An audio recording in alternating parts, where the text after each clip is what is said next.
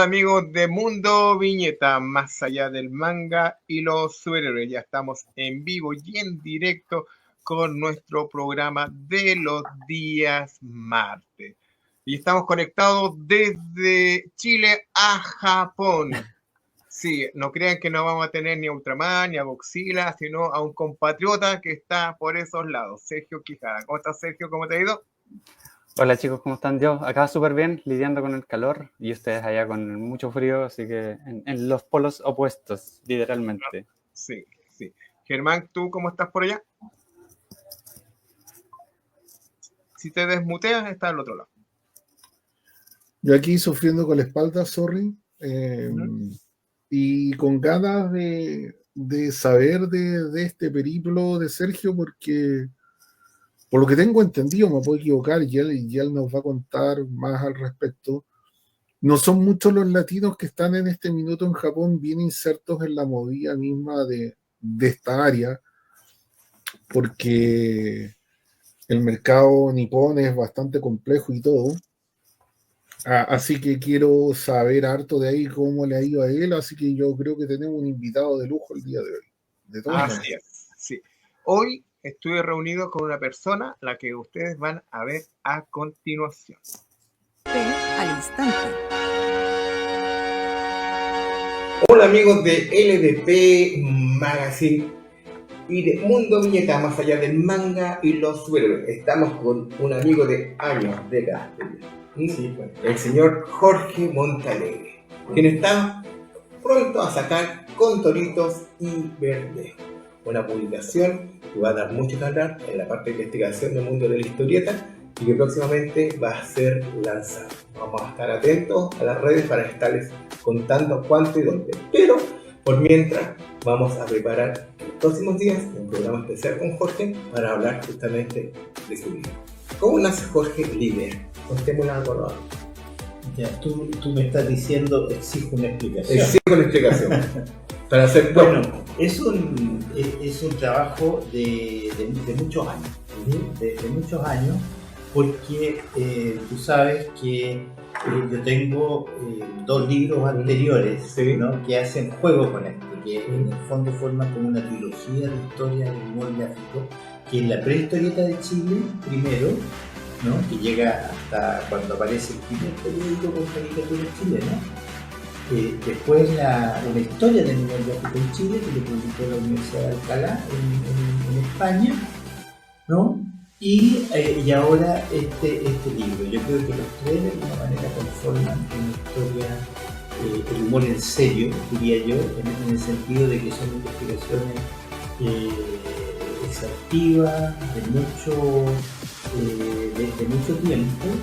En este caso, yo me di cuenta al final de que al empezar a recopilar cómo el roto chileno estaba representado en el humor gráfico, me di cuenta que igual era recorrer toda la historia del humor gráfico de Chile, porque los personajes más emblemáticos, más conocidos del humor gráfico chileno son rotos, ¿ah?, o están en su origen, ¿no?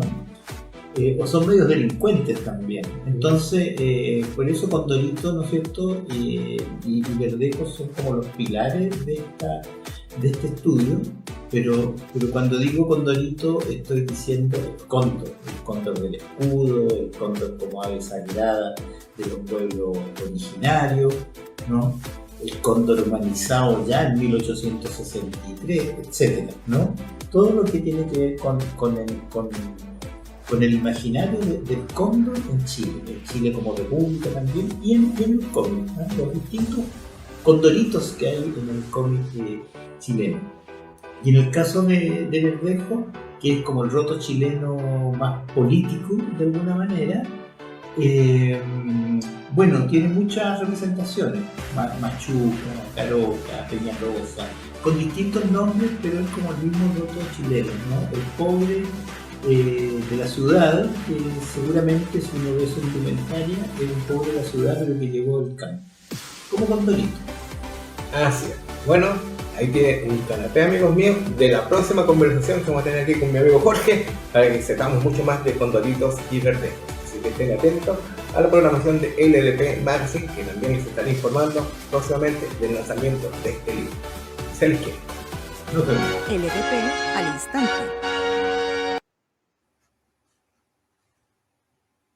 ¿Qué tal, mis amigos de Mundo Viñeta? Siempre es bueno verlos acá.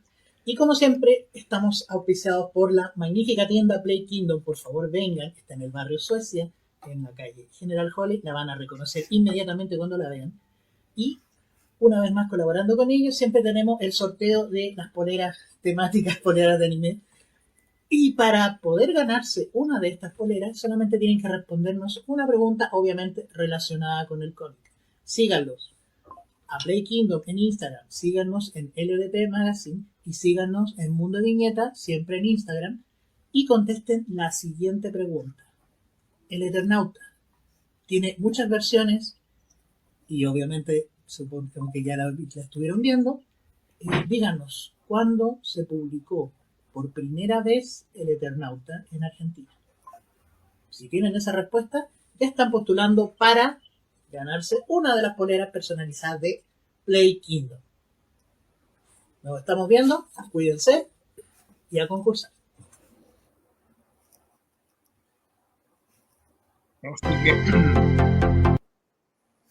Así que ya lo saben, amigos míos, esos son lo que estamos en este minuto proyectando en este nuevo concurso. ¿Quién es ¿cuál es el año en que se publicó originalmente el Eternauta? Así que estén muy, muy atentas. Y para la gente que siempre nos pregunta si hay ganadores, no hay ganadores, y aquí tenemos la ganadora de la tercera bolera para que la conozcan. Hola amigos de LDP Magazine, estamos con la ganadora de nuestra tercera bolera, aquí gentileza de nuestros amigos de Play Kingdom. ¿Contenta? Sí, feliz, muy feliz. Qué bueno, totalmente elegida a su elección, así que ya lo saben, ya está el cuarto concurso arriba, participen, no se van a arrepentir y se va muy contento. Sí, muy feliz. ¿Y te gustó? Sí, me encantó. Qué bueno, estamos terminando en este minuto la tertulia literaria totalmente buena. Así que ya amigos lo saben, participen de Play Kingdom y LDP, están aquí en el mundo ñoñístico, se les quiere.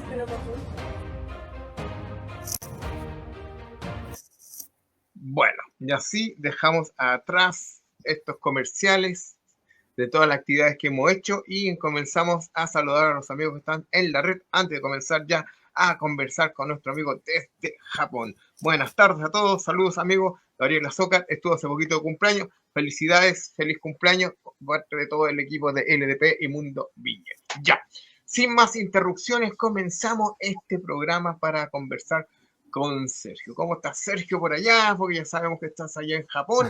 Sí. El calor está intenso y aquí estamos para criar pingüinos. Pero bueno, son parte Dos caras de la misma moneda. de las dos caras de la misma moneda. Así que bueno, comencemos. Oye, antes de comenzar el programa, nosotros estamos ahí chachareando y me estabas contando que habías marchado a Japón. Claro. El resumen, a ver, básicamente para la pandemia me decidí a hacer algo con la vida, en el sentido de que uno llega a una edad en que estás ahí trabajando, haciendo tus cosas, juntando plata, y usualmente viene como el típico proceso de qué es lo que haces con tu vida, así como, ya, ¿y ahora qué hago? Después de estar trabajando todos los días constantemente, juntar plata, ¿qué se hace después a X edad? Si no estáis casados, si no tenéis hijos, encalillarse en un departamento. ¿Cuál es el paso siguiente? Decía yo. Y en una de esas dije, ¿y si hago alguna locura de algo que nunca he hecho? Como por ejemplo viajar. Nunca había ido a ningún país. Entonces dije, ¿a cuál es el país que más me gusta? Ah, Japón. Veamos cómo me voy a ir a Japón, porque yo no quería ir a viajar por una semana ni 15 días. Cada vez que voy a algún lado me gusta ir a hacer algo específico, como algún proyecto, alguna actividad, algo, ¿no? No ir a... Yo soy súper malo como para vacaciones, de ir a descansar, de ir a tirarme, de estar echado en la cama al sol, no sé. No me gusta eso, no lo disfruto, no descanso con ese tipo de actividad. Para mí no es panorama. Entonces busqué qué cosas podía hacer, por qué se puede hacer. y encontré estas escuelas de japonés, que está lleno, Japón obvio, en donde uno se puede inscribir, uno obviamente paga y tiene todo este proceso en que lo ayudan a venirse a Japón desde, no sé, puedes venir sin visa por 3 meses o desde 6 meses en adelante, hasta 2 años probablemente, te ayudan a obtener la visa porque vas a ser estudiante, residente y de armar tu vida acá en Japón. Entonces yo me la jugué por eso y así pude estar acá. Entonces era un día a día un poco agitado porque tenía clases como en las mañanas, después corría al departamento a trabajar porque seguí con mi trabajo en Alemania. Yo trabajaba de artista senior ahí, de videojuegos. Y se hizo súper pesado los primeros meses hasta que eventualmente tuve que hablar con la empresa porque llevaba, no sé, 7 meses en Japón y mi vida era igual que en japonés. Ir a trabajar, o sea, a la escuela hasta las 4 de la tarde y a 5 de la tarde en la casa porque tenía que trabajar hasta las 2 de la mañana. Entonces tuve que dejar ir el trabajo, súper buena onda, ser tratado con ellos, porque dije, llevo 7, 8 meses acá y no he hecho nada, no he disfrutado nada, solo ir a estudiar, después trabajar y con suerte el fin de semana salgo a hacer algo. Así que, por ejemplo, mis compañeros se iban a hacer algo después de clases a las 5 de la tarde, súper entretenido, y yo como, no, me tengo que ir a la casa. Entonces dije, ¿sabes qué? Voy a disfrutar al menos todo este tiempo y de ahí veré cómo me las arreglo. Así que dejé de lado ese trabajo, pero seguí freelanceando, pero el freelanceo más controlado por mí, anda, voy a tomar solo esto, esto no lo voy a tomar, y así va un poco balanceando un poco entre ahorros, entre haciendo pegas específicas que me gustaban, no me llamaban la atención, y así pude empezar a disfrutar realmente vivir acá, pues saber cómo funcionaba todo, cómo interactuar con la sociedad en general. Ese es un poco el resumen de qué pasó en ese viaje. Luego me volví a Chile, pasaron hartas cosas entre medio porque se falleció mi mamá cuando yo estaba en Japón y no me pude viajar porque primero era COVID y era súper caótico viajar, segundo era terriblemente caro volver, tercero, y me imaginé a mi santa madre diciendo que para qué iba a ir para allá, no, que mira todo el show que hiciste y ahora te voy a volver. Entonces dije, ya, filo, voy a ir eventualmente. Mis hermanas estaban allá, entonces me transmitieron todo. Bien, bien triste todo ese mes. Pero eventualmente después yo me volví. Entonces ahí me fui a quedar donde mis hermanas. Y ahí aproveché de hacer vida familiar un poco, que yo nunca había sido muy bueno para la vida familiar. Yo viviendo solo en Santiago. Me costaba mucho ir a ver a todos que estaban entre Chillán y Melipilla.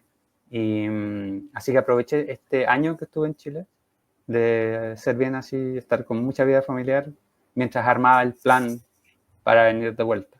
Así que ahí me aprovecharon harto, toda mi familia, mi papá, mis hermanas, y pudimos compartir harto con mi sobrino, que tampoco yo lo veía mucho.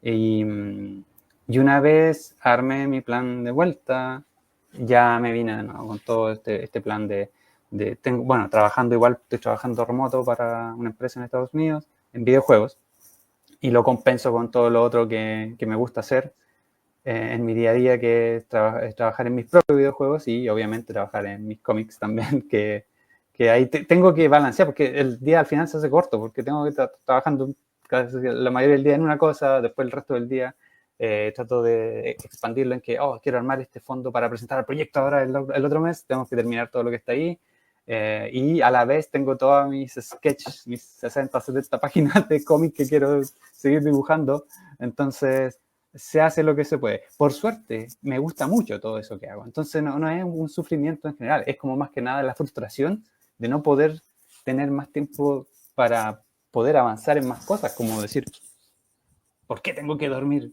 Debería seguir trabajando. ¿Por qué me da sueño? No. Pero no, fuera de eso, todo súper bien. Bueno. ¿Y estás acostumbrado de cierta manera al quehacer japonés allá? Sí, Porque bueno, algunos chilenos no se acostumbran, como te comentaba.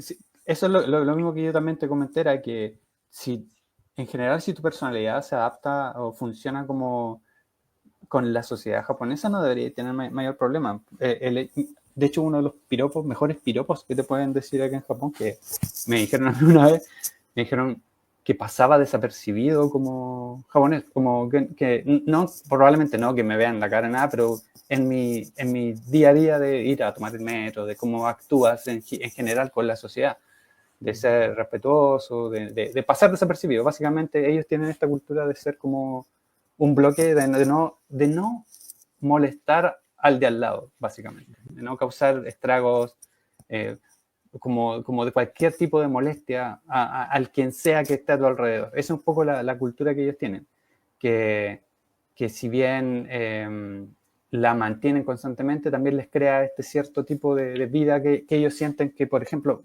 todos ven el pasto más verde en otro lado. Uno viene para acá extranjero y ve todo lo maravilloso que es, lo seguro que es, cómo funciona todo ordenado, etcétera.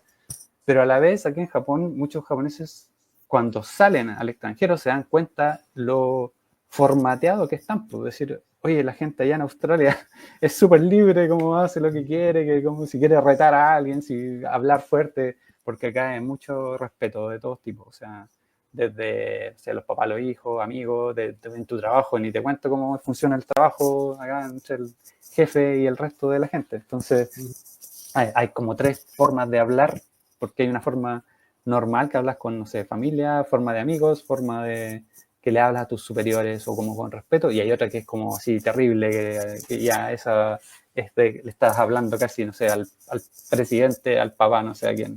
Entonces, imagínate que con ese tipo de subdivisión ya te imaginas cómo funciona todo el asunto del respeto en general. Por eso acá por eso hay mucho, bueno, pasa en todos los países, para que seamos honestos. A veces hay harto como odio contra los extranjeros. Pero yo les cuento cuando me preguntan, digo, bueno, así pasa en todos otros países también, pero por lo mismo de que no vienen a muchos de los que no se adaptan a la cultura, que son los que vienen por 2 semanas, no sé, de Estados Unidos, de Europa, bueno, de Latinoamérica también, obvio, por decirte algo, no sé, el típico, imagínate no sé, un americano de 1,90 m, 1,80 m, rubio, musculoso, parado con otros amigos en medio de la calle hablando. La gente quiere caminar por la calle y tienen que esquivarlo y ya estás causando problemas, y eso ya al tiro te da pucha, esta gente que no se preocupa de cómo de sus actitudes, de sus comportamientos. De ahí para adelante ya son más cosas terribles, que te pongan, no sé, a tallar tu nombre en el muro de un templo, ¿cachai? O que, no sé, no respete algún tipo de ley, o lo que esta chilena que se colgó de los stories así haciendo ejercicio. Entonces, por eso, entonces todas esas señales que más encima son las que se promueven más en redes sociales cuando hay problemas. Es obvio que les causa una sensación de como, pero vienen a puro, o sea, a hacer desmanes acá los extranjeros, que en Chile también pasa, seamos honestos. Y al final es como la misma situación con otros países, ¿no? Pasa así que, claro, pasa en todos lados, pero bueno, sí. Bueno, yo tengo muchos amigos que viajan a Japón y siempre me han dicho que ellos encuentran que Japón es muy racista en ese sentido. Yo creo que es más cuidadoso, como tú dices, es más cuidadoso de que no invadan su terreno, que les cuiden su privacidad y otras cosas. Eso yo creo que eso. Sí. No, son racistas. Tal cual en Chile van a haber personas que les causa más como problema el extranjero en sí. Pero a la vez vas a encontrar a los otros que son súper amigables y como, ¿de dónde eres? Y trata de ser amigo y hablar en español o en inglés y hacerse así como porque les gusta la novedad, ¿cachai? Sobre todo si te alejas un poco de la ciudad y vas más a lados rurales, ahí la gente mayor son como súper así como, la novedad, es algo así como bien pintoresco y les parece atractivo como la situación. Entonces, como te digo, al final es lo mismo. ¿Qué es el problema? Que el problema pasa en cuando se empiezan a crear como politizaciones de eso, como ahora mismo, que hay como un partido político que es muy así, súper de derecha, así como, no, y Japón es súper Trump, así como, Japón primero, y no, y que los extranjeros tienen que respetar las leyes, y bla, bla, bla, y están así, pero súper a full con esa onda. Y a la vez están los otros que básicamente dicen lo mismo que los otros países, como, oye, los extranjeros están ahí cultivando las cuestiones, están en las empresas que te fabrican las cosas, ¿quién va a ir a trabajar tú? Y aquí, yo tengo muchos amigos extranjeros, son súper trabajadores, bla, bla, bla. La misma situación, si te fijas, ¿sí? La misma dinámica, sí. Bueno, Ya, entremos entonces en terreno ya a hablar del mundo de la historieta, porque también me interesa Perfecto. que desarrollemos, que me llamó la atención lo del videojuego, pero vamos con el mundo de la historieta. ¿Cómo Dale. entras directamente a este mundillo? Es que, sabes que yo siempre he estado, no sé si ligado, pero siempre me ha atraído mucho lo de los cómics desde chico en el sentido de, por ejemplo, yo no tenía, mi familia no era de plata, ¿cachai? No teníamos muchas cosas, yo tenía 2 libros en mi casa, un libro de historia de Walter Miller y un pequeño Larousse ilustrado, una cosa así, era como lo que Ya. alcanzaba en la casa. Entonces yo me sabía, por ejemplo, yo me sabía al revés derecho lo de la historia de Chile. Mi papá venía cada 2 semanas de vuelta a la casa del trabajo y se entretenía preguntándome cosas del libro de historia y me pagaba como 5 pesos por respuesta correcta, una cosa así, ¿cachai? Que me servían para comprarme alfajores al frente. Entonces yo siempre, esta es la introducción un poco de cómo me gustó tanto la historia de Chile para terminar haciendo justo, por ejemplo. Pero en cuanto al cómic, mi primo, directo un primo así, mi tío hermano de mi mamá, él tenía la suerte de que sus papás le compraban hartos cómics, todos los cómics de DC, Superman, de Marvel, y lo que salía en los kioscos en esa época, obviamente. Así como hoy salió un cómic nuevo en el kiosco, cuando uno se entretenía vitrineando en los kioscos, antes, así como, ¡ay, qué salió! Y ahí tuve la suerte de un poco empezar a empaparme con el cómic gracias a lo que tenía mi primo. Pues, empezar a leer un poco, ¡ay, de qué va esto! A empezar a reconocer dibujantes, pero sobre todo de los 80, 90, porque eran los como que con los que uno se crió, y empezar a tener sus favoritos. Y obviamente, como siempre, yo dibujaba, uno se empieza como a meter en el cuento, empieza ahí como, hoy voy a hacer unas páginas, empezar a hacer tu típico, no sé, de lo que estáis viendo en esa época. Nosotros veíamos muchas películas de ninjas, empezáis a hacer tus cómics de ninjas. O veíamos Robotech, y nos gustaba mucho Robotech. Y ahí estábamos inventando un cómic de robots y cosas así, como le estoy hablando de 11 años, 10 años. Y de ahí a poco, al final, siento que uno siempre dibuja. El problema es que unos paran de dibujar. Como a los 10, 12 años, es como que salió algo más de interés para ti y como que paras de dibujar. Pero si tú sigues dibujando, probablemente vas a seguir mejorando con la práctica y a los 16, 18 te vas a dar cuenta de, oye, dibujo como más, como un poco más de skills que la gente que paró de dibujar hace 6 años atrás, 8 años atrás. Pues. Entonces, porque cuando chico todos andamos agarrando lápiz y dibujando en todos lados. ¿Cachai? Entonces, yo tuve la suerte que pude seguir dibujando constantemente, porque siempre me gustó. Metido en talleres de arte, en talleres de colegio, ¿cachai? En la casa me gustaba quedarme hasta las 3, 4 de la mañana dibujando. Hacía con, no sé, basquetbolista, porque me gustaba jugar basquetbol. Dibujaba la NBA, ¿cachai? Cuestiones así. Pero al final, la parte, porque sé que me imagino que para dónde va, donde empezó como lo profesional, así de cuando dije, oh, mi primer acercamiento para allá fue más que nada a través de, en esa época, DeviantArt, que ahora está medio muerto, pero en DeviantArt uno empieza a subir las cosas. Aquí ya pasé a cuando tenía 24, 25 años, como después de la U. ¿Te estudiaste arte o diseño? Diseño gráfico. Ya. Diseño gráfico. Y me sirvió harto. La verdad quería estudiar arte, pero como no teníamos la plata para que yo me fuera a otra ciudad, soy de Chillán, la otra opción era diseño gráfico. Y mi primo estudiaba diseño gráfico y la verdad me gustaba porque estaban haciendo hartas cosas entretenidas. Y la verdad no me arrepiento porque aprendí muchas cosas que han sido súper útiles, que amigos que han estudiado arte me han dicho como que es una carrera muy enfocada como a solo una cosa y de historia y cosas así, y no amplían mucho tu parte técnica, así como de manejar cosas, programas y ya está. Entonces, no me arrepiento, fue súper buena idea haber estudiado diseño gráfico. Bueno, la cosa es que cuando terminé la universidad, estaba en casa un mes terminado la universidad, no me acuerdo, salieron muchas oportunidades de pega y de qué hacer. Lo primero me acuerdo que hice fue, estuve ayudando a hacer unas páginas de cómic a alguien, ¿cómo se llamaba? Uno que dibujó unas tortugas ninja, no me acuerdo el nombre del cabro que era chileno, que ahora ya no dibuja. No, era un extranjero que estaba en Chile en esa época. Lo voy a buscar. Diego no Jordán.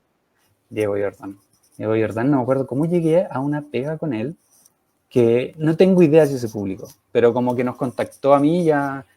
¿Sabéis con quién me juntaba? No sé si lo han entrevistado en esa época, porque somos súper amigos, con el Alan Robinson. Sí. Ya. Con el Alan en esa época como que nos juntábamos, compartíamos cómics, porque él estudió en la U también, pues ahí estaba en otro curso de la universidad. Ah, bueno.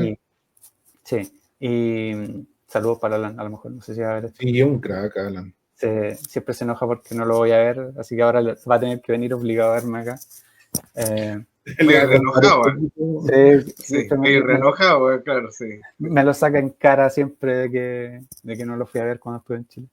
Y, Oye, sí, sácame, perdón que te interrumpa un poquito, sácame Sí, de vale. ¿cuál se llama? Que siempre se ha dicho que lo que dibujaba realmente Diego Jordan para las Tortugas Ninja era merchandising, que no era directamente cómic. Siempre se dijo eso. Un día me dijo, no, si este tipo, ¿cómo se llama? Ilustra toallas. puede ser, no tengo idea. y- Lo que pasa es que y- nosotros no lo no sé, ayudamos. porque yo no sé, no sé. Nosotros no lo ayudamos en las Tortugas Ninja en específico. Él estaba trabajando para otra. Es que en esa época, no sé si se acuerdan, estoy hablando del año más o menos 2002, probablemente 2004, no sé. Habían muchas editoriales independientes en Estados Unidos, así como chiquititas, que estaban sacando cómics, así como Viper Comics, como Devil Zoo. Creo que todavía está Devil Zoo, pero había muchas que estaban saliendo, se juntaron unos amigos, y dicen, no, saquemos cómics. Y publicaban varios cómics hasta que después ya no daba para más y cerraban, ¿no? Y creo que era para una de esas publicaciones donde era un cómic, no me acuerdo, de dinosaurios con no sé qué, no me acuerdo. Y yo estaba ayudando un poco a entintar en esa época. Entonces, más que nada era llevar el ritmo, ¿cachai? Íbamos avanzando. Ni siquiera me acuerdo si nos pagaron, si se publicó, nada. Solo les estoy contando como mi acercamiento nomás a la parte profesional del cómic. Perfecto. La cosa es que, como para el primer punto, en DeviantArt me contactó una persona que se llama Otis Frampton, que después nos hicimos bien amigos, y él había publicado un número de un cómic que se llama Oddly Normal, que es la historia de una niñita que era mitad humano, mitad brujita, como bien para todo público, que estaba viviendo su vida con unos tíos, unos abuelitos, no me acuerdo, y en el colegio le hacían bullying porque no era humano ni era bruja, pero era como mitad y mitad. Entonces, como tenía orejitas en punta, el pelo de otro color, todos los cabros chicos le hacían bullying. Entonces un día decía como, me gustaría como vivir en un mundo donde fueran todos como raros y cosas así como de fantasía, no sé qué. Y la cosa es que termina yendo a ese mundo y ahora resulta de que ella es muy, muy humana para ese mundo de fantasía. Entonces le estaba pasando un poco lo mismo, pero ahí se hizo amigos, etcétera, y se fue creando un poco la historia. Y la cosa es que Otis me habló porque le gustaba mucho mi estilo en esa época, le estoy hablando hace 20 años atrás, y me dijo, oye, ¿te gustaría hacer un cómic? Ya, démosle. Y la cosa es que empezamos de a poco a armarlo, pues. Fueron como 110, 120 páginas que hicimos, y él quería colorearlas como yo coloreaba. Entonces le hice unas páginas de muestra porque él quería practicar colorear así, donde él trabaja con muchas líneas gruesas de tintas y yo puse fondos sin líneas. Entonces era como más cinemático, como si fuera serie animada, ¿cachai? Él coloreó probablemente unas, no sé, 90 páginas y publicamos ese cómic con Viper Comics en esa época, que ya no existe. Y esa fue mi primera pegada como oficial, así como profesional de cómic. Después de eso hablé con los cabros de Berserk, Mauro Herrera, de Diablo, sacamos Diablo Crónicas, también dibujé ahí unos números de unas historias dentro de eso. Eso fue probablemente lo segundo que hice, ni me acuerdo. Así que esos fueron los primeros. Pues ahí ya de a poco, porque siempre el cómic, lamentablemente, nunca lo he podido tomar como una carrera oficial del día a día y como estoy haciendo mi cómic. Siempre ha sido como la pega secundaria de porque me gusta y quiero hacerlo, más que de estoy sobreviviendo solo con mis cómics. ¿Cachai? Que es probablemente como lo hace, no sé, el 80%, 90% de los cabros de Chile que hacen cómics. Entonces siempre ha sido como el proyecto que se va avanzando. Y así hemos sacado todos los números, por los de Justo, ¿cachai? Creo que la única vez que estuve trabajando full comics fue cuando hice los cómics de Samurai Jack, porque ahí había un plazo, había que entregar, había un sueldo, ¿cachai? Y fue bien entretenido. Después, si quieren, les ahondo en esa parte de Samurai Jack, porque fue bien entretenido. Todavía tenemos directamente para Cartoon Network, para la edición de las revistas que salían en Estados Unidos, las que salían en UK, ¿en cuál de todas las que sacaron de IDW? No sé si te acuerdas en IDW, pero tomaron tomaron, en esa época no había una última temporada de Samurai Jack y decidieron sacar como una temporada nueva en cómic, ¿cachai? Entonces ahí tomaron a varios artistas y tuve la suerte de que me invitaron también, y fue bien, bien entretenido. De hecho me acuerdo siempre en el mail que me decía como, el editor me dijo, oye, porque me pidieron una portada primero, fue lo primero que hice, que es esta. Y Muy bueno. sí, pues yo traté de adaptar bien el estilo que está en la serie, porque me preguntó, me dijo, oye, no sé si conoces Samurai Jack, ¿te gustaría hacer una portada? Y yo, onda, ¿quién no conoce a Samurai Jack? Y le mandé una foto con mis figuras de Samurai Jack que tengo. Le dije, sí lo conozco. Y me dijo, ya, súper bien, entonces, porque querían que hiciera unas portadas alternativas y hartas cosas así. Y después me dijeron, oye, quería dibujar un número dentro, porque eran 20 números.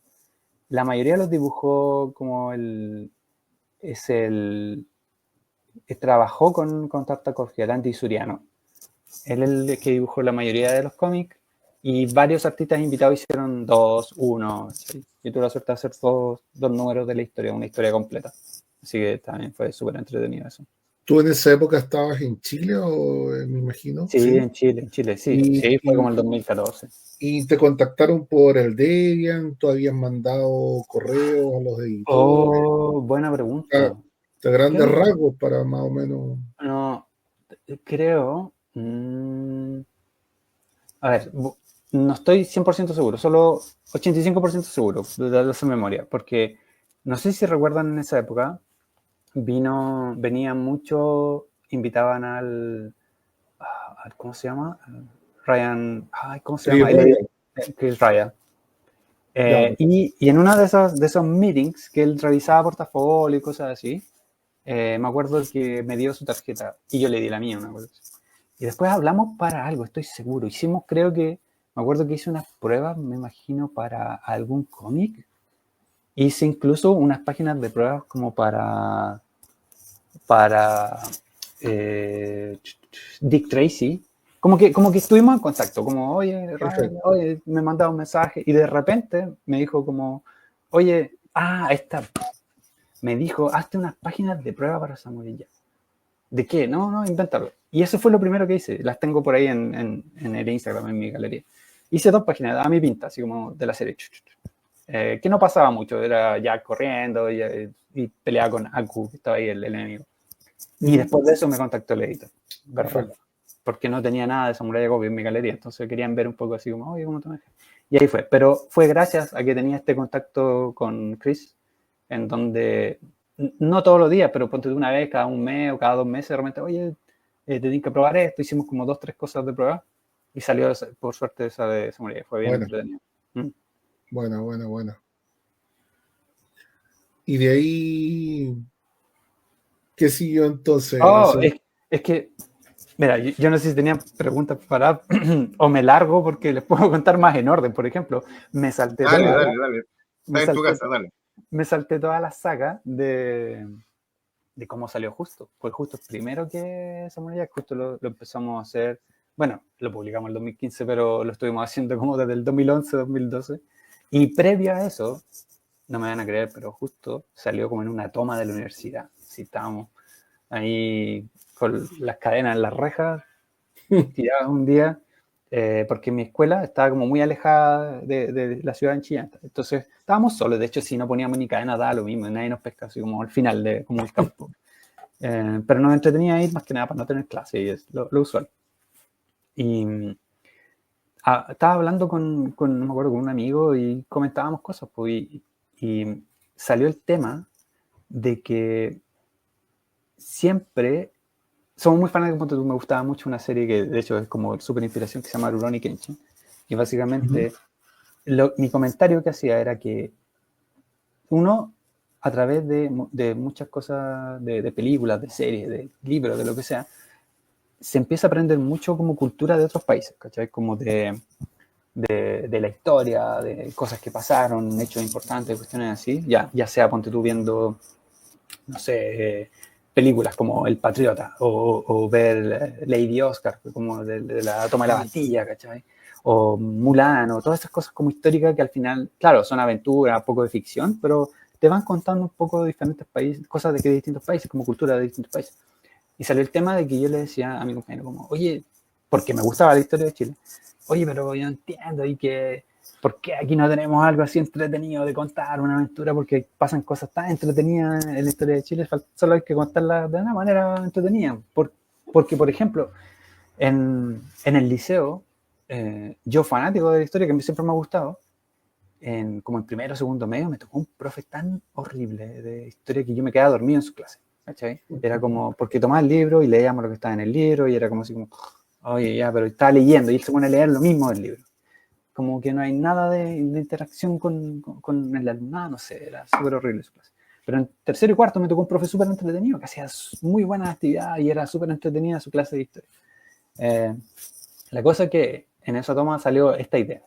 Y empecé a bocetear cosas, inspirado por todo lo que me gustaba en ese momento, ¿cachai? Que era, ponte tú, el anime, me gustaba mucho un cómic, que a lo mejor lo conocen, un manga que se llama La Espada del Inmortal.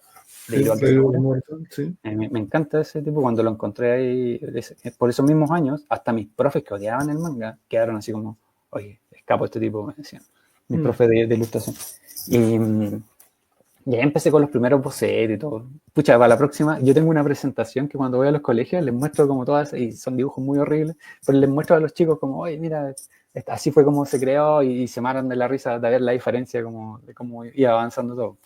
La cosa es que eso fue como la idea nomás y quedó ahí. Yo hice muchas ilustraciones, bocetos, ideas, pensar de qué iba, todo.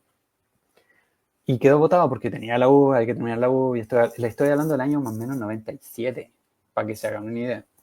Y de ahí ya años dibujando, cambiando los estilos, conociendo nuevas cosas. Salió la de Batman, la serie animada. Me gustó mucho Bruce Timm, ¿cachai? Me gustaba mucho el estilo este más simplificado medio americano. Salió, me acuerdo que pillé las primeras de Humberto Ramos, ¿cachai? De los primeros cómics de él. Y empezó a cambiar mi cerebro un poco en el sentido de, oye, el cómic americano puede darse el lujo de hacer cosas distintas, porque para mí era un estereotipo de cómic americano, y cuando empezaron a aparecer estos tipos como Humberto Ramos, Carlos Meglia y otras cosas, era como, oye, pero qué bonito, ¿por qué esto no lo han hecho antes? Y me llamó mucho la atención el hecho de que ya no era el típico cómic gringo del entintado, de las proporciones y todo eso. Yo creo que por eso... empieza a haber un cambio a partir después de la crisis de las tierras infinitas, que empiezan a ver distintos tipos de estilos. Primero llegan los británicos, muy pictóricos, empiezan a aparecer algunos de arte también dando vueltas por ahí, y terminamos con un Amerimanga que se empezó a llamar también, que era una cruza entre manga y cómic gringo. Los gringos también empezaron a optar por, como te dice, con Carlos Meglia y otros más, con otro tipo de dibujo, empezaron a existir una verdadera gama de estilos, que yo siempre lo he dicho, que en cierta manera tienen que haber mirado para el lado, vieron lo que están haciendo los europeos hace rato, y dijeron, estos tipos la llevan, tratemos de copiar lo mismo, pero a nuestro estilo. Siempre me dio a mí la impresión que era. Exactamente, porque incluso yo cuando iba a la comiquería a entretenerme a buscar, mi entretención era encontrar estos cómics nuevos, como con estos estilos distintos, porque me encantaban, era como mi favorito. Yo dejé de mirarlo, el típico, bueno, siempre me gustó, ponte tú, todavía tengo mis cómics favoritos de esa época de mis artistas, que es como por ejemplo el John Bodagno, y me encantaba cómo dibujaba Superman, porque lo hacía distinto a todos los Supermanes, con las tintas, como las proporciones y todo, lo encontraba, puta, las tintas eran súper bonitas. Y obviamente uno de mis favoritos es La Espada de Azrael, con John Quesada y ¿cómo se llama el otro? Kevin Nolan, creo. También, porque todos estos que salían del estereotipo de la media, me encantaban porque era un aire fresco, como de, oye, qué bonito esto, cómo lo hicieron. Que me pasa lo mismo en el manga, todo esto. Porque en esa época, La Espada del Inmortal, tuve la misma sensación, porque para mí el manga era el típico entintado, esto como de los ojos de este tipo, bla, y de repente sale un manga hecho casi con los bocetos a grafito, así como ni siquiera lo entintó, no hizo nada.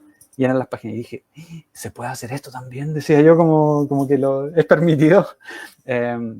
Entonces, todo eso como de influencias que uno, cuando van pasando los años, los va adaptando a a tu arte. O sea, para mí siempre, yo hasta el día de hoy siempre digo como, siempre uno está como aprendiendo y aprehendiendo de otros artistas, como uno lo suma a su estilo o uno va probando cosas, al final termina ahí algo medio mezclado que termina siendo como tu estilo por el momento.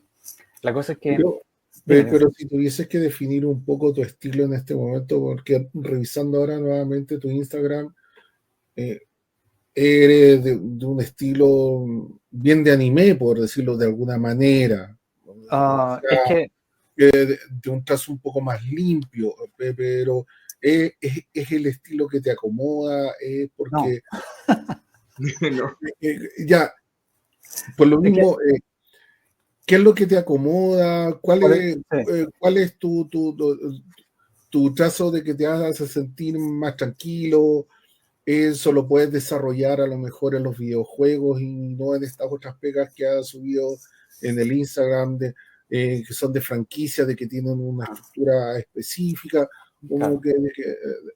Cuéntame un poco eso. Todo parte por mi necesidad de mi vida freelance, desde que me moví a Santiago, en que me propuse poder resolver los problemas de ilustración de quien lo necesitara, porque había que conseguir pega. Entonces, el hecho de empezar a desenvolverme en distintos ámbitos me permitió obtener pegas porque mi abanico de posibilidades se ampliaba. Entonces, por ejemplo, voy a llegar al punto de lo que tú me dices, Germán, pero es como la introducción. Entonces, llegué a Santiago a través de ayudar en unas animaciones, como a dibujar, en la época de dibujar todo en papel, escanear y pintar y todo. Uh-huh. Que era bien cartoon, era para algo de Codelco, no me acuerdo, algo del norte que se estaba haciendo, no me acuerdo. Y a la vez estuve haciendo, ponte tú, animatics, como para productoras, sí. Y en esa época yo todavía no trabajaba para Mitos, les estoy hablando como del 2005. Y siempre quería trabajar en Mito porque era una nueva oportunidad de más pega. Y me acuerdo que probé como 2 o 3 veces cartas para Mitos porque ni siquiera tenía tablet en esa época como para dibujar, porque era súper poco común tener una Wacom o lo que sea. Entonces todas mis cartas las hacía a dibujar, escanear, pintar con el mouse, con cero técnica porque uno está aprendiendo recién ahí a colorear digital, hay hartas cosas que uno va aprendiendo. Y como a la tercera vez recién me dejaron en Mito y empecé a dibujar en Mitos. Y a medida que iba dibujando en Mito iba aprendiendo cómo se trabajaba con estos colores para hacer cartas de fantasía, veía a los otros chiquillos trabajar, al Mauro Herrera, al Kenzo, al Carlos Herrera, y entre todos nos dábamos feedback de, oye, ellos te enseñan algo, tú les decías otra cosa, y era como algo mutuo, porque teníamos la suerte de ser amigos y estar en contacto constante y vernos trabajar. A la vez, seguía yo dibujando, ponte tú, justo. Entonces tenía los diseños de personajes, me gustaba mucho lo de la serie animada de Bruce Timm, Darwin Cook, y yo seguía por mi lado haciendo esas cosas. Entonces, si te fijas, ya estaba haciendo cartas de fantasía, estaba haciendo mis series animadas por otro lado, y siempre tuve esa facilidad de poder resolver problemas ilustrativos, hasta el punto de que, ponte tú, empecé a trabajar para libros como de Santillana, para libros de colegio y cosas así. Yeah. Y hacía las típicas de historia, de geografía, de ciencias. Incluso un día, y ahí eran como ilustraciones de los volcanes, o el ciclo del agua, o las típicas cosas de la naturaleza, y cosas así. Hasta que un día, ponte tú, incluso me dijeron, oye, ¿sabes qué? El chico que nos dibuja los libros de ciencias, como la parte científica de cortes transversales de cuerpos humanos y aparatos reproductores y cosas así, como que no va a trabajar, ¿te tinca trabajar en eso? ¿Has podido trabajar has trabajado en eso? Pero por supuesto, no hay problema, si tráigalo por acá, nunca había dibujado eso, así que ahí investigando con libros y todo para dibujar, porque al final, para poder pagar las cuentas y tener tus lucas, tenés que trabajar en todo lo que se pueda, porque no es muy común trabajar de ilustrador, ¿cachai? Entonces, lo que viniera era como, se puede, y después me la arreglo y pienso cómo lo resuelvo, ¿cachai? Entonces, eso mismo que me abrió las puertas para trabajar desde libros como Santillana, ¿cachai? S&M, para trabajar en Mito y Leyenda, trabajar en productoras donde hacían comerciales, trabajé haciendo comerciales, haciendo diseños de personajes animados para comerciales, para productos como Huesitos, para Orange Crash, ¿cachai? Cuestiones así muy entretenidas. Trabajé en el Festival de Viña Ya, como haciendo para la competencia internacional folclórica, ya, ayudé con todas las ilustraciones que ellos animan así, y ponen al fondo, no me acuerdo cómo se llama, Motion, no me acuerdo cómo se llama. muchos Eh, pictures. Hice incluso para eso mismo, lo hice para un concierto de Arjona, Ya, que cuando vino a Chile, porque estaba con el cabro que encargado como de producción de eso, y él me llamaba siempre para hacer esas cuestiones. Entonces, si te fijas, mi espectro siempre fue súper amplio. De lo que venga es como, yo me encargo, yo lo puedo hacer. Después investigar si no sabía hacerlo, pues, hasta que lo resolvía. Entonces, ¿a dónde voy con este punto? El hecho de poder manejarme en tantos estilos y tantas áreas ya, distintas de la ilustración me permite darme el lujo de lo que tú me decías antes, que tengo varios estilos dentro de la ilustración, porque me gustan mucho hacer de varias cosas. Casi como, primero porque lo disfruto y segundo como challenge de, ¿puedo hacer esto? ¿Puedo hacer algo en este estilo? Y a la vez también creas un portafolio donde se te ve tu mano de, oh, este tipo puede manejarse en distintos ámbitos de como de la ilustración, puede hacer de este tipo, de este otro tipo. Incluso hasta pixelar estoy haciendo desde hace como varios años, que nunca había hecho. Ahora voy a responder la pregunta de Germán. Básicamente, ¿qué es lo que a mí me gusta más? Y como que yo digo, ¿qué me gusta explorar? Justamente lo que estabas viendo tú ahí, o lo que viste que no es lo que me gusta, que era esto más de anime limpio. No, me gusta justo todo lo contrario, todo lo más sucio, con las tintas gruesas. De hecho, me gusta agarrar el pincel y quedar unas manchas así con todo. Muy en la onda, yo creo que uno de mis artistas favoritos es Darwin Cook. No Ya. sé si lo tienen en mente, pero ponte tú leyendo Parker, cuando leí Parker o todos sus cómics antiguos, era como, este tipo es un genio, decía yo, porque podía resolver todo tan simple con unos trazos y unas manchitas, y yo quería aprender a hacer eso. Yo creo que ese es uno de mis estilos favoritos de hacer, y si se fijan también en mis galerías, tengo mucho arte en esa onda, no, sobre todo más antiguo, ahora último no he hecho, pero ponte tú, me gusta mucho dibujar pin-ups, me encanta la onda retro, como de los años 50, 60, y tengo muchos pin-ups donde hago uso de esos brochazos de tinta y después pinto encima con color. Tengo varias páginas, hay muchas cosas en esa onda, incluso a mano que he estado haciendo para probar un poco las tintas con acuarela y cosas así. Ese yo creo que si tú me haces elegir es un poco lo que más me gusta. Creo que incluso tengo unas páginas de cómics que hice en esa onda como de test para algo. No me acuerdo si las tengo arriba. Probablemente deben estar ahí en el Instagram. Que está ambientado así como los años 60 también, una historia, y es bien así como pulp. Creo que eso es, si me haces elegir un poco lo que más me sienta cómodo, no tanto porque sea a lo mejor lo que me queda mejor, pero sí porque siento que es mucho más libre de expresar y resolver ideas con el estilo en general, ¿sí? De cómo voy a hacer que los fondos solo sean unas manchas o unas texturas o unas líneas y todo es muy así en esa onda. Incluso ponte tú, no sé si se acuerdan del Goseki, ¿cómo se llama? El que dibuja Lone Wolf and Cub, el lobo solitario. Sí. sí, Ese, me encanta el manga como de los años 60, 70, por lo mismo. es buenísimo. Porque es el tipo con su pluma nomás y con su pluma así. Necesita achurado, necesito líneas cinéticas. Hay puras manchas de sus líneas. Me encanta cómo hacen todo eso. Entonces, cada vez que pillo cómics en esa onda, yo quedo fascinado mirando a los tipos que trabajan en ese estilo. Y me ayudó mucho les estoy hablando durante el año 2000, más o menos 5, 2006, empecé a descubrir esto.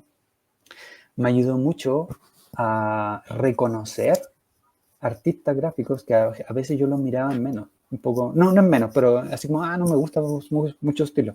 Pero cuando uno empieza a redescubrir esto, de decir, de saber cómo se trabaja la tinta, cómo puedes resolver cosas con tinta, la simplicidad de eso, y te das cuenta que te aparecen artistas no solo americanos, como europeos, de otros lados, y tú dices como, era un estilo que a mí no me gustaba, y ahora lo veo y es como, oye, el tipo es súper capo haciendo estos cómics, como sobre todo estos medios como de los años 70, no me acuerdo el nombre, hay varios que publican los cómics como horizontales, así que pillé un día y dije, oye, este tipo no lo conocía, y mis amigos me decían, oye, pero ese es súper famoso, ha publicado no sé cuántas cosas, ¿sí? Al final te vas abriendo los ojos tú mismo a medida que vas conociendo más, practicando más, tratando de mejorar tu estilo, ¿cachai? Consumiendo más material, al final eso te va abriendo los ojos y vas siendo mejor profesional en sí, ¿cachai? Así que, bueno, ahí me alargué con la respuesta, pero un poco para Germán, es un poco probablemente si me hace elegir qué me gustaría hacer y con lo que más me acomoda, porque puedo resolver cosas de manera más eficiente que haciéndote, ponte tú un cómic completo entintado como de, no sé, como el típico formato norteamericano de cómic, no me gusta mucho, pero en cambio si me decís como, oye, hagamos algo en el estilo más de como Darwin Cook, yo como, oh, démosle, me encanta, feliz, motivado de inmediato. Sí. Hoy tenemos 2 preguntas de acá de Gabriel, ya, porque bueno, lo dejamos colgado. Dice, ¿cuál era el nombre de ese personaje nefasto? Oye, pero ¿qué personaje nefasto estamos hablando? Estoy perdido. Del principio, aclárale la película un poquito, Gabriel, porque hemos conversado mucho, entonces de repente ya se nos perdió en el tintero la pregunta. No, y la otra a lo mejor ya te dio la respuesta en una de esas, no sé. Sí, Bueno. sí. O sea, ¿estás en busca de algún escritor que te entregue la obra definitiva y darles vida? ¿O tú haces la dos pegas? Ahí tenemos otra conversación. A lo mejor no tan larga, pero a ver. Lo del nefasto, Gabriel, si me puedes expandir de quién hablamos. Por favor. Porque no recuerdo quién es. Lo otro sí te lo puedo responder. Yo nunca he sido bueno, como lo voy a partir con Justo, que fue una de las primeras ocasiones en que quería armar la historia. Nunca he sido buen guionista, en el sentido de poder armarte un guión completo. Pero sí tengo mucha facilidad para crear como un mundo en general, como de situaciones, o de que quiero que pase esto. Y con Justo fue algo parecido. Yo tenía una idea clara un poco de qué quería contar, de los arcos argumentales, dónde, cómo, cuándo, los personajes, todo eso. ¿En dónde chocaba? En la parte en que tengo que tomar estos personajes, situarlos y empezar a hacerlos interactuar con diálogos, con conversaciones, con cosas más profundas en ese sentido. Y ahí es como que cada vez que trataba de hacer algo y de escribir un diálogo como, hola, ya todo lo encontraba así, oh, es horrible, todo es horrible. Entonces dije, no, ¿para qué voy a sufrir con esto? Justo conocí a Ángel, me acuerdo me acuerdo hartas cosas que nos juntábamos en esa época, no sé si ustedes alguna vez fueron, pero íbamos, ponte tú, a muchos eventos que eran chiquititos en Santiago que se hacían, como La Chimenea, como, no sé, otras juntas de cómics, en el foro Ergo Comics, ahí nos conocíamos todos. Y conocí a Ángel. Y le comenté, porque no me acuerdo, algo de él había leído, no me acuerdo qué, Uniforme Meteoro, no me acuerdo dónde había salido. Y le comenté pues esta idea. Y se subió al tiro, dijo, démosle. En donde yo le mostré todo lo que tenía, como, mira, tengo todo esto, este es el mundo, esto es lo que está pasando, de esto quiero que se trate la historia. Ayúdame a que esto tenga vida en ese sentido. Y Ángel se encargó y se llevó los libros guatones de historia y todas las cosas que yo tenía y empezó a armar el cuento de esta interacción y interrelación de personajes, que un poco lo que yo a mí siempre ha sido lo más difícil. Y la mayoría de mis cómics han sido publicados así. Incluso el God Ghost Girl, que publicamos en Estados Unidos, también fue algo que el escritor que es norteamericano, él hizo el guión. Justo Ángel hizo el guión y bueno, en Diablo Crónicas fue el José Luis Flores, que también hizo los cómics, los guiones. Sí, siempre ha sido así. ¿A dónde quiero llegar con esto? Aquí viene la parte, no sé si entretenida o no. Estamos re entretenidos, no te preocupes. Está súper buena la conversa. Siempre ha sido mi sueño poder ser un artista completo. Quiero escribir mis propios cómics. Y voy a apagar el ventilador porque me despeina todo el rato.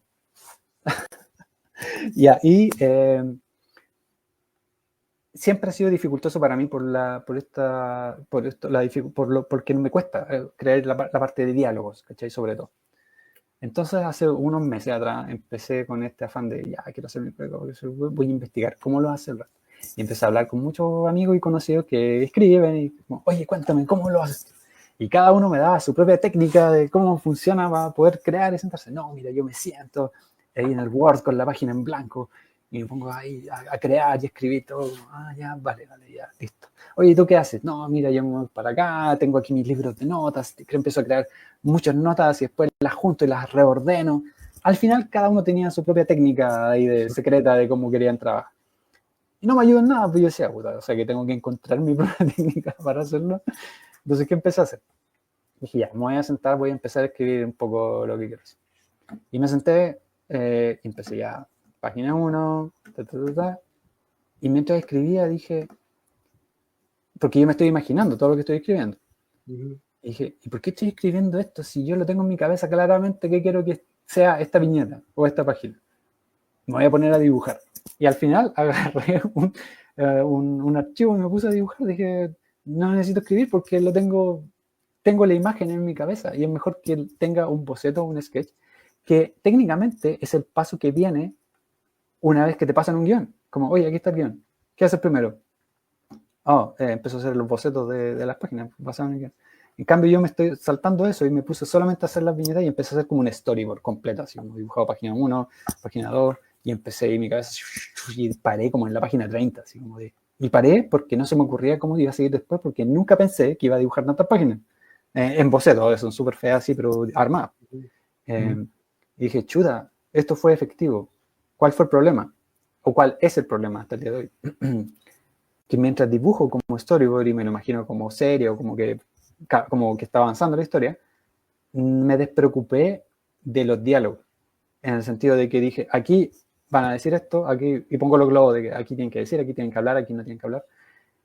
Me encargo, voy a dejar que Sergio del futuro se encargue de ese problema de los diálogos.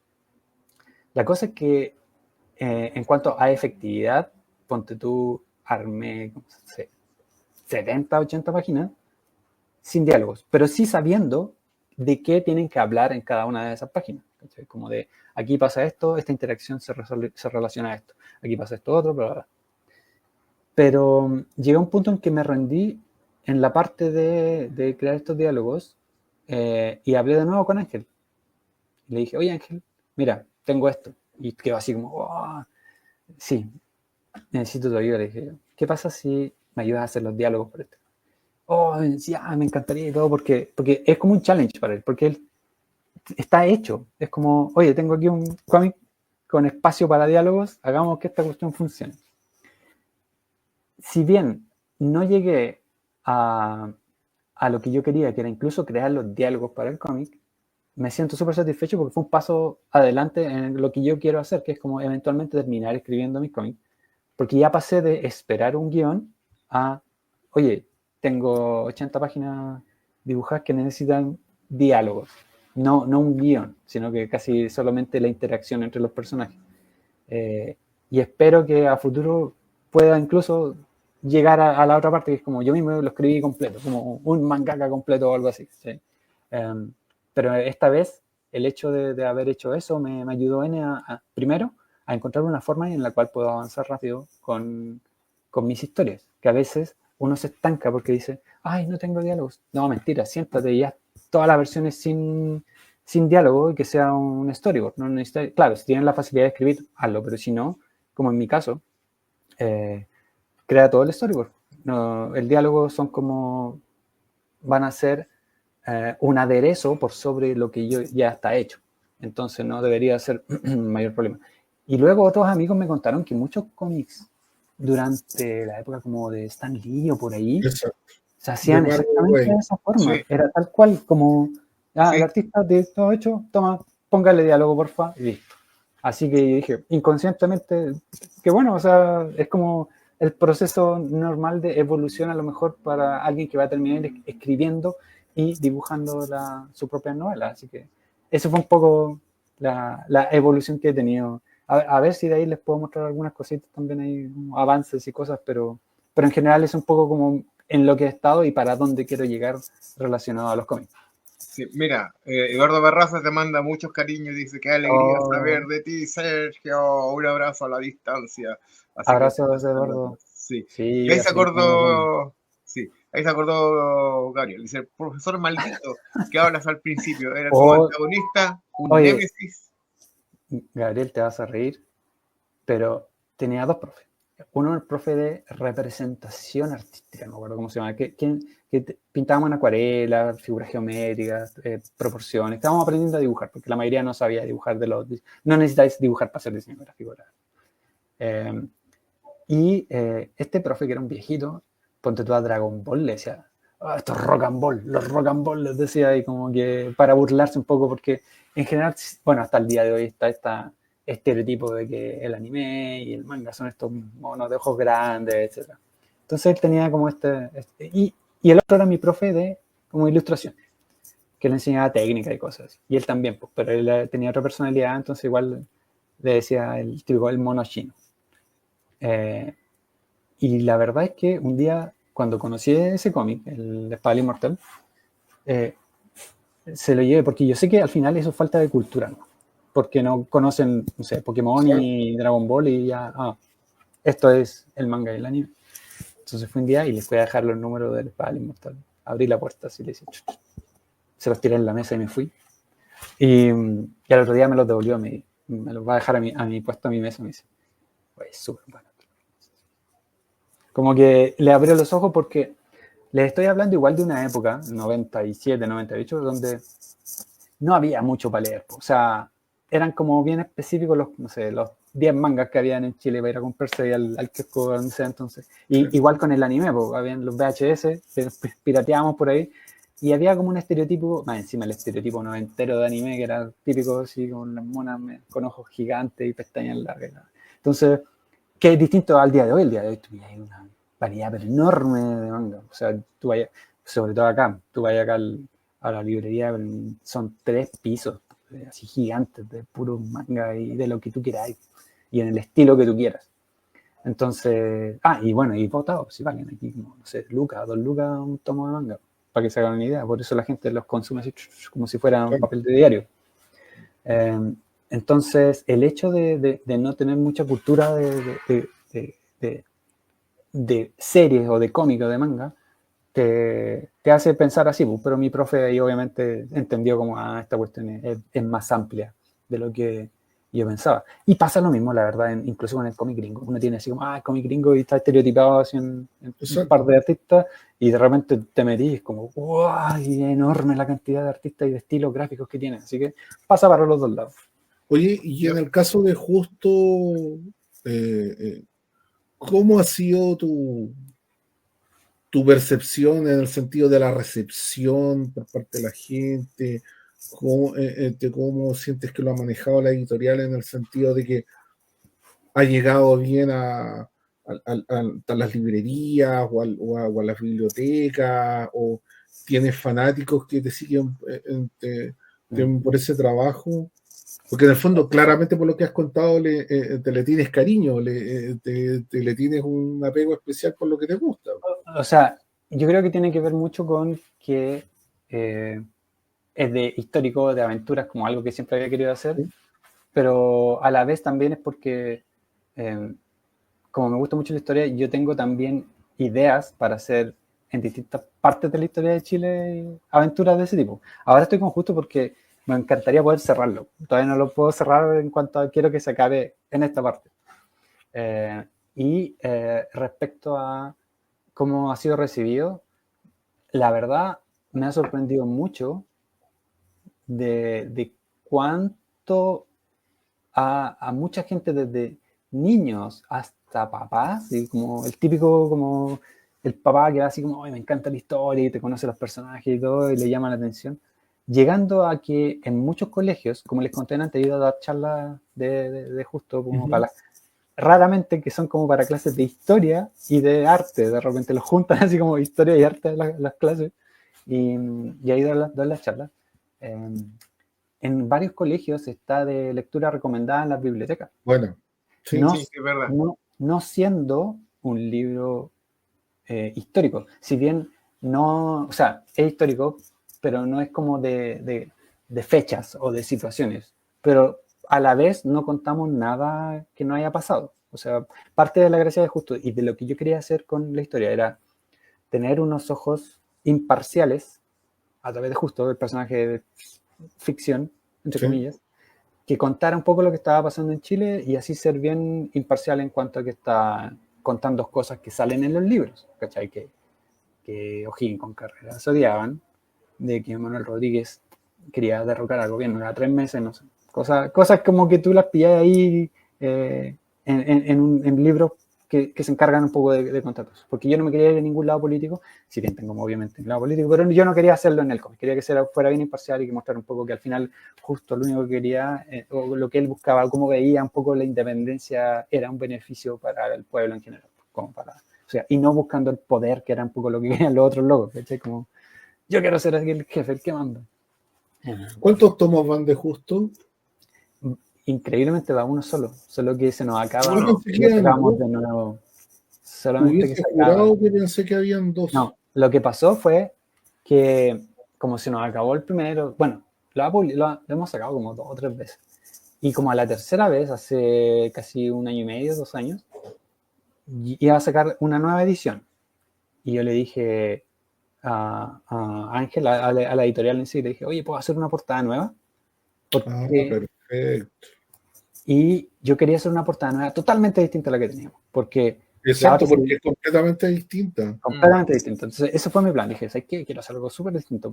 No porque no me gustara la otra, sino porque tenía ganas de ver, oye, ¿qué pasa si hago algo súper distinto, con una paleta de color distinta, con como que llame la atención de otra forma? Dije, en la otra yo, claro, quería hacer eso, quería hacer de acción y el tipo saltando de un techo hasta los talaveras encima.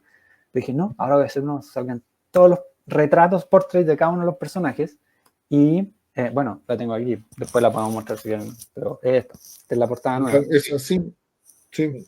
Está muy buena. Entonces, claro, y le mandé el boceto, le dije lo que quería hacer, me dijo, buena idea y todo. Increíblemente ha gustado mucho esa portada y llama más la atención que la otra.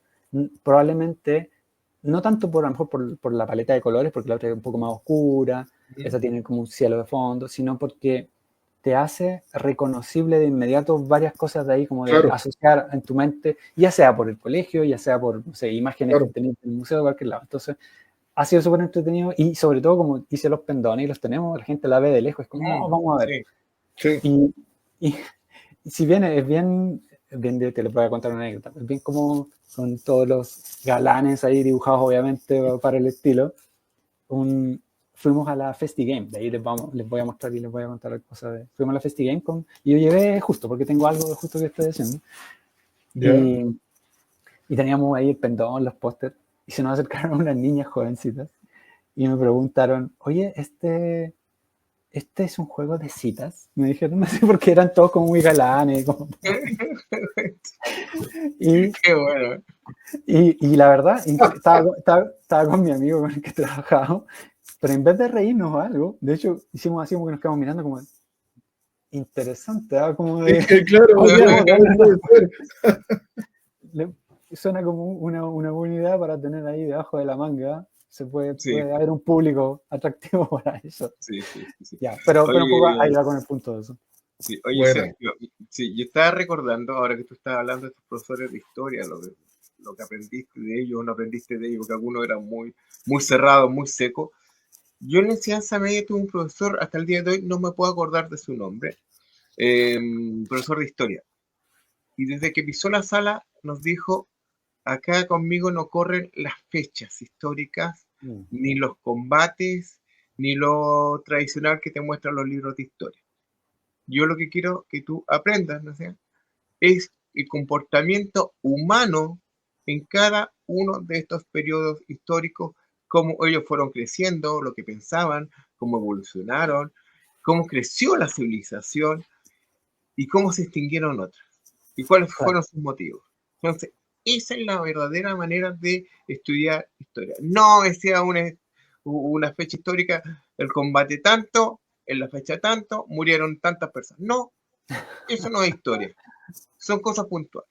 Son datos. Saber de historia son datos. Entonces, aprender historia es otra cosa. Nosotros estamos maravillados con este profesor porque nos abrió la mente de una manera pero increíble a nivel histórico, porque, como tú dices, es bastante fome la manera en que se trata. Exactamente. Sí, al final lo que se trata de lograr con el aprendizaje de la historia es justamente aprender de los hechos y cómo como la sociedad iba adaptando a los cambios y a todo. Pues, o sea, aquí no tiene que ver tanto de que haya...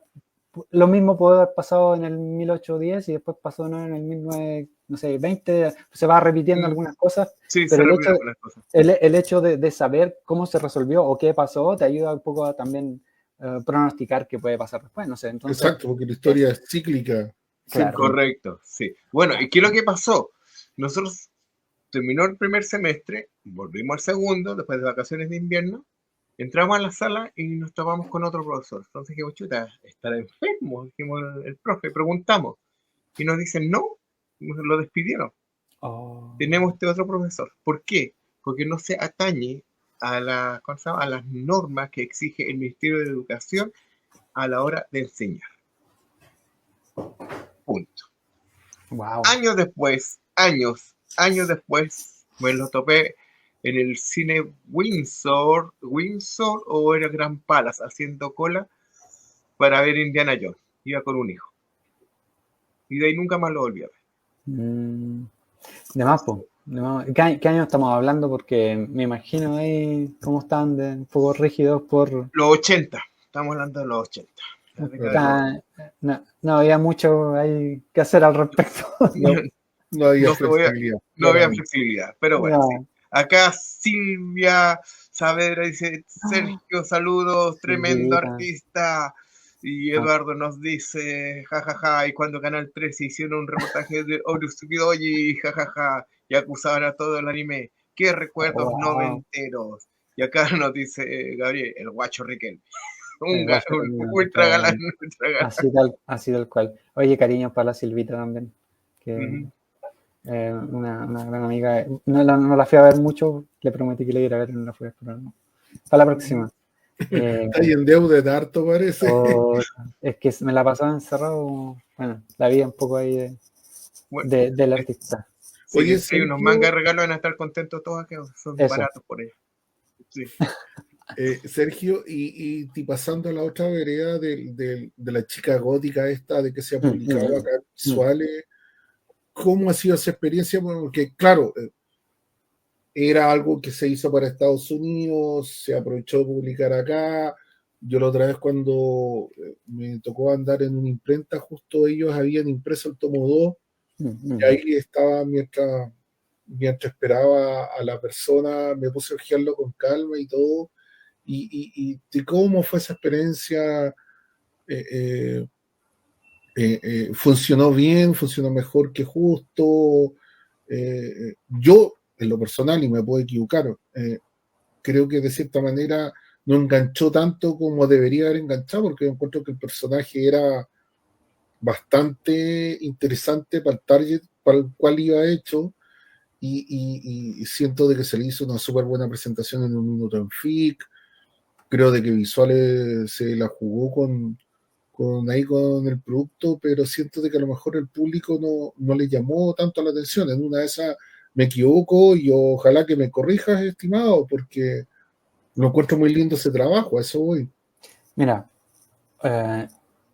honestamente no tengo idea. No en el sentido de que... Porque te mentiría si te digo que, por ejemplo, cuando yo voy a los eventos y llevo mis cómics y los firmo y los vendo y les cuento de qué va y todo, que me da mal, porque yo vendo mis God's Dirt. Pero es distinto porque está como el artista. De ahí, como, Sí, claro, te la firma, y te cuenta, tenía el pendón. Es como mucho más atractivo que tener tu mesa con 50 tomos distintos y en tu uno de esos es de la God's Dirt, ¿cachai? Menos interactivo, menos directo. Creo que, mira, yo creo que se ha vendido como normal porque usualmente cuando no te va muy bien o cuando ya a lo mejor Visuales dice como, oh, chuta, no, a lo mejor no, mejor no te publican el otro número, no, pues listo, te dicen como, no, sé que mejor no, porque aún nos quedan muchos de los otros o lo que sea. Pero cuando salió la oportunidad de la FIC para sacar el 3, me dijo al tiro así como, sí, saquémoslo y todo. Y yo me encargué ahí de hacer la traducción y tener todo listo. Y, entonces me imagino que obviamente la interacción con la gente es entretenida. ¿Sabéis lo que me pasa? Es que God's Girl creo que no está dirigido como para chicos, ojalá para gente de 14, porque si bien no tiene temas súper brígidos, ni tanta grosería, ni como cosas sexuales, nada de eso. Pero los temas que toca, en su mayoría, son un poco como que necesitáis un poco de adolescencia, algo más como ya con mejor cabeza para eso. Sí. Por ejemplo, sobre todo en el número 1, que hay violencia familiar y otras cosas. Entonces, lo que me ha pasado muchas veces es que van muchas mamás porque les gustan mucho a las niñitas, sobre todo. Así como de 8, 10 años. Entonces van las mamás y me dicen, oye, ¿y este cómic de qué se trata? ¿Lo recomendarías? Y yo la verdad tengo que ser honesto y decirle como, si lo lee con usted, con la mamá, a lo mejor mejor, pero no es como, porque no es como, ponte tú como Alegría y Sofía, ¿cachai? No es como para niños que pasan cosas así. Pero sí me abrió los ojos para darme cuenta de que hay un mercado de niños, ¿cachai? Así como muy grande, que le llaman mucho la atención. Yo creo que tiene que ver con que ponte tú las Ghost Girls las recuerdan mucho, ponte tú las Monster High, o algo así en esa onda, como estas chicas con fashion y maquilladas y son muy bonitas y todo. Y la verdad que me encantaría hacer algo así, no veo por qué no. ¿Sabes? Porque a mí me encanta dibujar las monitas. Entonces, el tema lamentablemente creo que requiere al menos 14 años, algo así como para que empiece a leer y no te cause algo de que, para que entiendas un poco de qué está pasando o lo que sea. Pero el hecho de que papás con niños, niñitas les llame la atención es bien interesante como para tenerlo en mente al momento de decir, oye, ponte tú, incluso, esto yo le contaba al escritor, pues, al John Schlim, le cuento cuando voy a los eventos y él dice como, y como que también le empieza a poner como un poco de darle dirección o qué hacer, ¿cachai? O cuestiones, porque el hecho de ampliar tu mercado es bueno también, porque ya puede acercarse a más público, o por último a lo mejor hacer una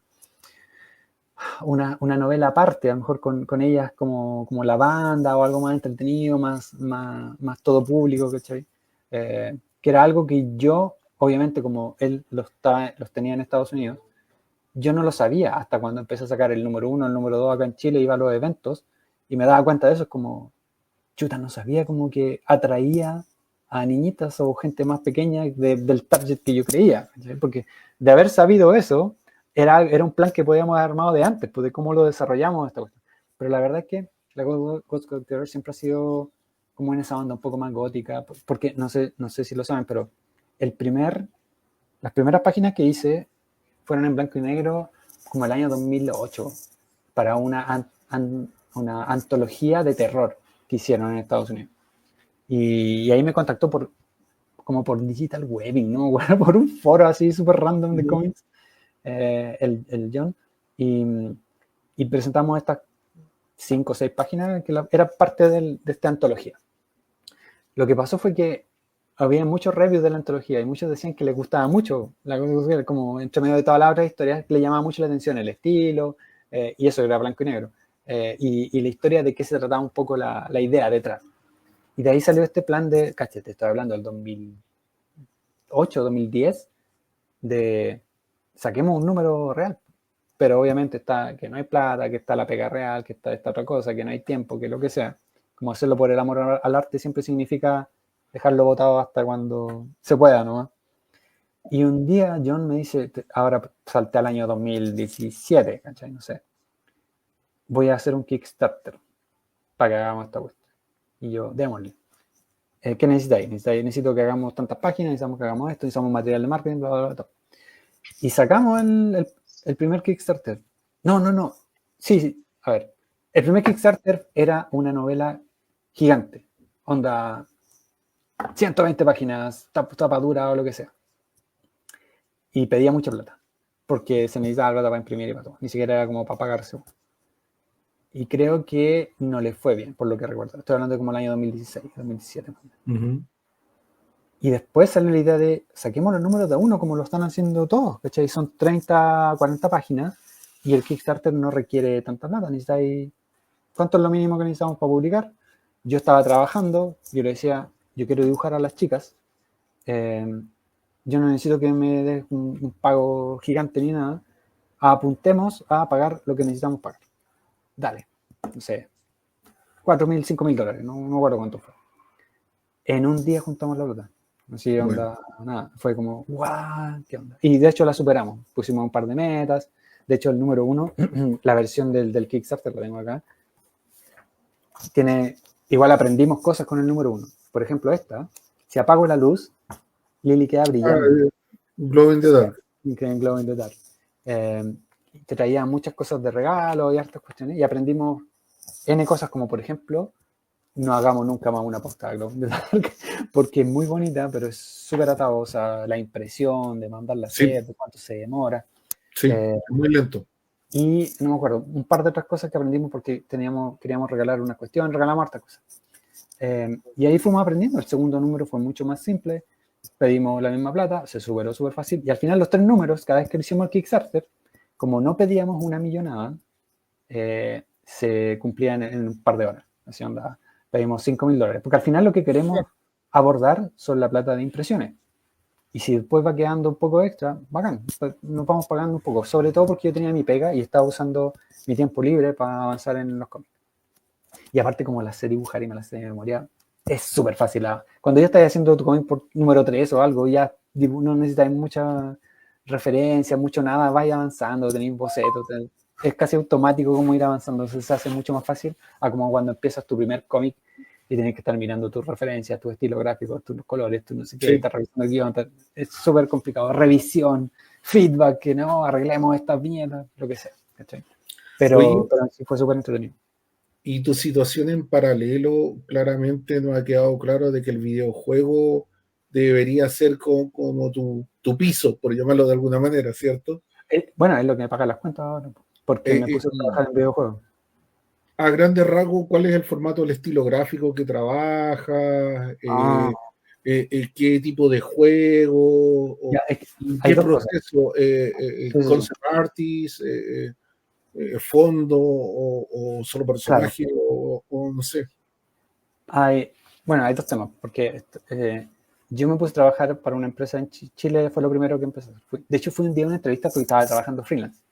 Y me llamaron así como, oye, una reunión, ¿te gustaría trabajar en videojuegos? Y yo la verdad no quería trabajar para oficina, pero no, quiero trabajar en una oficina, hasta ahí de 9:30 a 10 hasta las 6 de la tarde, qué lata. Así que fui como sin ganas a la reunión. Y hablé ahí con el productor, después hablé con una reunión con el jefe, relaciones, recursos humanos, y terminé al tiro, así como ya, voy a trabajar por ustedes. Porque más que nada era el susto de trabajar en horario de oficina. Pues siempre había sido freelance hasta el año 2015. Entonces estaba con ese miedo de chuta, ¿qué va a pasar con mi vida? Voy a empezar a demacrar, voy a empezar a morir de a poco por dentro. No sabía lo que iba a pasar. Y empecé a trabajar en videojuegos en esta empresa, se llama Gamaka. Y tengo puros súper buenos recuerdos de ello. Empezamos a crecer juntos, ¿cachai? Empezamos como 10 personas, terminamos siendo 30, 35, arrendando una oficina gigante. Pero con ellos siempre ha sido trabajar para juegos móviles, para celulares, para dispositivos. Entonces todos los típicos juegos son más de consumo rápido, de distintos tipos, que jugáis en el metro, en el baño, estáis sentados en el living, ¿cachai? Que es distinto al juego que yo consumo, ¿cachai? Yo consumo el juego más duro de sentarse en el computador o en la consola. PlayStation y claro. o Call of Duty o el juego más duro, exactamente, onda, no sé, Monster Hunter, Overwatch, o, el último que quiero jugar ahora es el Ghost of Yotei, que sale ahora en octubre. Por eso, a mí ese es mi tipo de juego, ¿cachai? Pero trabajar en el mobile es básicamente el mismo proceso, solo que para un target y con un proceso distinto, ¿cachai? Y como mecánicas distintas, una economía distinta, ¿cachai? Como transacciones, hartas cosas de cómo generan las plata de estos productos.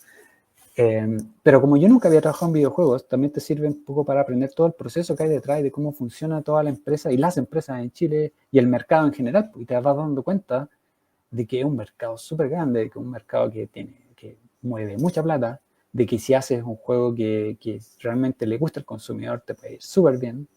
Y hay cosas logrables ahí que se pueden conseguir, ¿cachai? Y, por ejemplo, no sé, pues, este tipo que hizo un juego que era súper simple, que no sé si se acuerdan, se llama Flappy Bird, que lo hizo así sentado un rato, que un mono que solo mueve así, que lo hizo por jugar, Y el loco ganó mucha plata, de que yo estaba chato así de la publicidad y de todo, salieron miles de copias y él lo hizo para celulares, que incluso sacó el juego del store, ¿cachai? O sea, le pasaron cosas muy raras al tipo, entonces, a ese nivel, o sea, si tenías una idea buena, si ya tenías una empresa funcionando con respecto a eso, tenías un público objetivo, tienes un estudio de datos que te hace decir como este es el tipo de juego que necesitamos, que vamos a hacer, en el que nos va bien, el que le gusta a la gente, nuestro target audience es esto, te podía armar una empresa súper bien. Ese tipo de trabajo es uno, y está el otro que yo te decía que yo con un par de amigos estamos armando nuestros propios proyectos a la pinta de nosotros, que ya no son el típico de celular o el de dispositivo, que ahí le ponemos un poco más de cariño, pero eso se tienen que hacer también en los ratos libres, como de armar estos proyectos, de presentar a los fondos del gobierno, ¿cachai? De armar los documentos. Yo ponte todo haciendo mucho material de que el cabro en 3D hace las otras cosas, el programador que también trabaja, cuando tiene tiempo nos ayuda a programar y armar las escenas, ¿cachai? Pero técnicamente el proceso es exactamente el mismo. Yo llegué a trabajar de artista 2D en la empresa, dibujar todo lo que se faltara. Personajes, fondos, assets para la interfaz. Y al año y medio, me pidieron que fuera como director de arte. Como, oye, ¿querés trabajar de director de arte? Porque te vamos a traer otros artistas y te encargáis un poco de todo el proceso. Así que ahí publicamos hartos juegos, nos fue súper bien en varios juegos, ¿cachai? Y evolucioné harto como profesional en el sentido de aprender muy bien cómo funciona el mercado, ¿cachai? Y esos 5 años trabajando ahí me permitió trabajar 2 años más con Alemania, porque postulé por unos trabajos en Alemania, más que nada porque llegó un momento en que decía, ya, ¿y qué hago ahora? ¿Qué va a pasar ahora? Lo mismo, la misma pregunta de, llevo trabajando 5 años acá, estaba súper bien, pero como plano, ¿no? Pues como, ya, ¿y qué pasa ahora? ¿Hay algún tipo de, algo que pase ahora así como que me mueva el piso? Y dije, ¿sabes qué? Voy a postular a Europa, algo así. Y quedé en Alemania. Estoy hablando desde el comienzo del 2020. Hoy, Sergio, nos gustaría tener una reunión contigo y unas pruebas. Usualmente hacen pruebas. Ya, ningún problema. Entonces ahí a las 3 de la mañana despierto porque hay que trabajar en horario de Alemania. Y empezamos a trabajar, a hacer las pruebas 2 días. Perdón.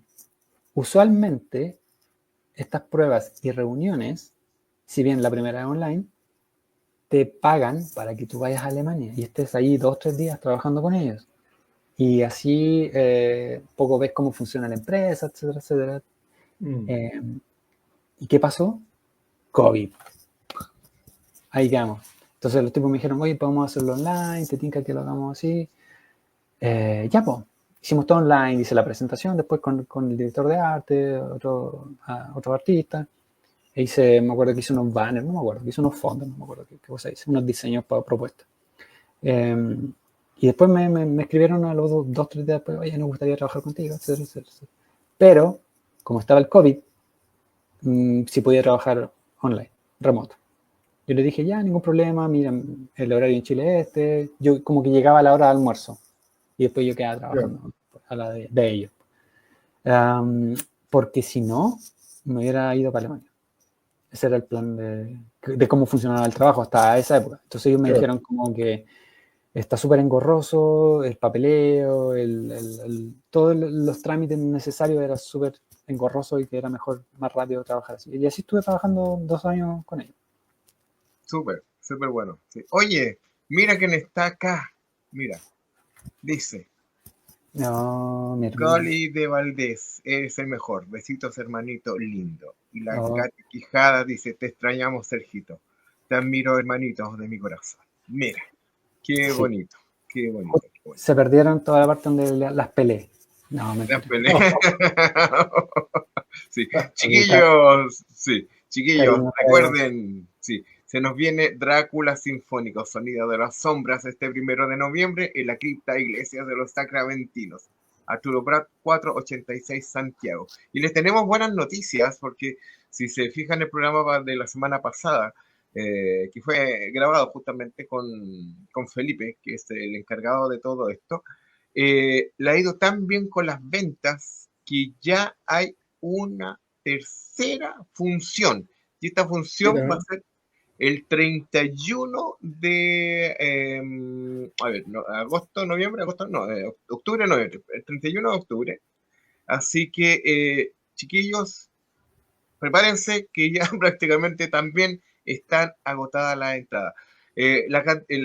La cripta simplemente tiene una capacidad para 500 personas, pero lo dejaron para 400 porque hay que colocar los equipos técnicos, todo el cuento.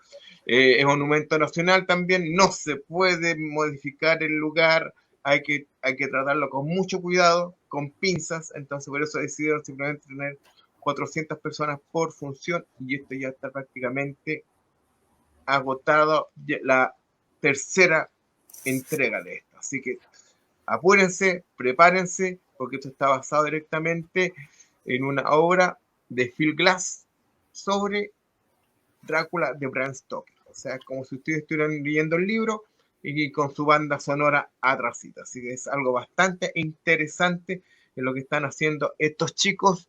Y ya tienen pedidos también para Buenos Aires y otros lados, pero parece que no se pueden mover de acá de Chile por el minuto. Así que atentos, que capaz que nos venga una cuarta entrega. Nosotros vamos a estar allá, como siempre, como LDP Magazine, estamos invitados para cubrir este evento. Así que estamos muy contentos. Y por otro lado, les recordamos esta super promo de 5 mangas por 10.000 pesos en General Holley 134 Providencia en Play Kingdom. Así que aprovechen esta oferta, chiquillos. Digan lo que lo oyeron, que lo leyeron, lo escucharon a través de Mundo Viñeta Más Allá del Manga de los Superhéroes y también a través de LDP Magazine.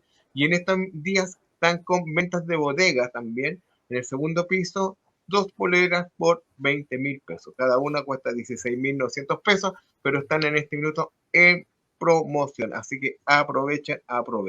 Y también se nos viene estas 6 sesiones de qué leer y cómo leer narrativa gráfica, lo que tú estabas comentando hace un rato, Sergio, que mucha gente no tiene idea de cómo enfrentarse a una novela gráfica, a un cómic o lo que sea, y eso nosotros lo vivimos durante los años 90 hasta los días de hoy, y esto ya se hizo directamente para el sistema de bibliotecas públicas, que con estas sesiones se les enseñó directamente a su equipo de cómo enfrentarse a la narrativa gráfica, a sus distintos formatos, para que pudieran atender perfectamente a la gente que llegan a las bibliotecas y aconsejarles sobre ciertos tomos. Y esto también fue ya dado para algunos profesores de enseñanza media y básica que también están con el hambre de aprender. Y ahora esto está dirigido directamente al público general. Los que quieran participar directamente pueden inscribirse a ldpenvivo@gmail.com, se contactan con nosotros y empezamos a conversar. Así que ya lo saben. Y Sergio Eduardo nos dice por acá, me tienes trasnochando, pero feliz de verte, hijo. Un abrazo. Así que Sergio Oye, Eduardo, todos trasnochando. estamos Mi todos papá- trasnochando. Mi papá se duerme tempranito, no está ahí despierto. Sí. Sí, oye, ha estado muy buena la conversa, está muy buena. Ya lamentablemente tenemos que ir cerrando el programa, que ya estamos con la 1:30. Y voy a hacer algo que no hago habitualmente, pero ¿te parece que hagamos una segunda parte, Sergio? Sí, obvio. Tiempo? O sea, Sí, tenemos como para harta hora de hablar lo que tú quieras, así que correcto. juntémonos otro día. Entonces, ya, juntémonos. Mira, para que tu familia esté presente y lo anoten en el calendario. ¿Te parece el 26 de agosto a la misma hora? 26 de agosto a las 9:30 de la mañana para mí. No, Sí, a lo mejor- sí, porque no van a cambiar la hora aún todavía. Ya, dale. no, sí. ¿Te parece? Sí, suena bien. Ya, Suena y bien. terminamos de hablar y tú te preparas con todas las ganas, Sí. con toda tu, Exacto, con toda porque tu les quiero mostrar presentación. también algunas cosas relacionadas a lo que hemos estado hablando de los videojuegos, porque les quiero mostrar un poco cómo usar el cómic como adaptación y para trabajar en videojuegos y cosas así, que un poco lo que estamos haciendo ahí con los chicos para los proyectos. Me parece fantástico. Así que hagamos eso, dejemos este compromiso desde ya, Dale, lo dejamos súper bien. fijada la fecha y le damos con todas las ganas del mundo. Así que esperemos que Germán también en esos 2 días nos pueda acompañar. Y Ok. les recuerdo, amigos míos, que ya lo tengo en mis manos, Condoritos y Verdejos, de nuestro querido amigo Jorge Montalegre y Ruth. Así que ya lo saben, representación del roto en el humor gráfico chileno. Así que tuve la posibilidad hoy día, es bastante rápido de leer el libro, son 220 páginas y ya me leí casi 100. Entonces es bastante rápido. Que Jorge, quedamos de hacer un programa especial también. Dijimos ya, en septiembre tiremos este programa, en los primeros días de septiembre, vamos con este programa, porque están buscando en este minuto lugar para lanzar oficialmente el libro. Así que mejor, no quiero que hagamos un programa apurado, tómate el tiempo, léete el libro y después cuando nos sentamos ya hacemos el programa. Perfecto. Así que ya desde ya, Jorge, nos comprometimos hoy día que estuvimos con él y estamos muy felices por este nuevo... Germán, por tu parte.